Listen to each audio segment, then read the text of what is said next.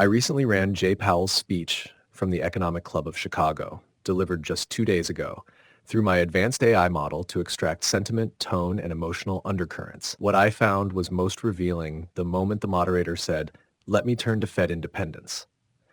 That's when the shift in tone became undeniable. Concern rising despite Powell's efforts to project confidence. This isn't just about central bank language. This is about real shifts that could shape markets. Let's break this down. Is the Fed losing its independence?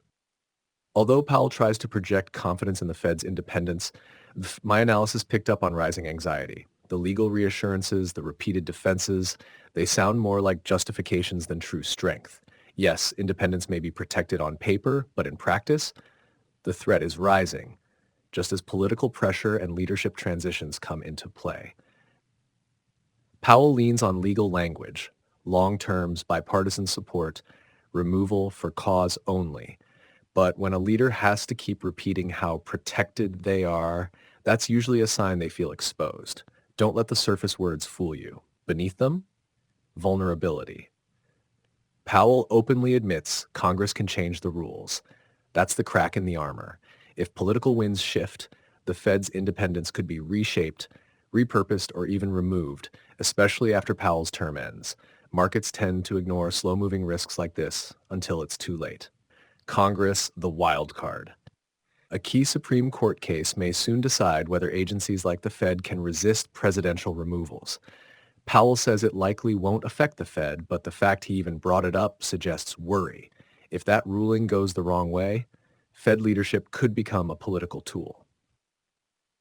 Powell insists the Fed isn't politically influenced, but the more he says it, the more it sounds like he's under pressure. Political attacks, media noise, they may not control policy directly, but the shadow they cast, it's growing.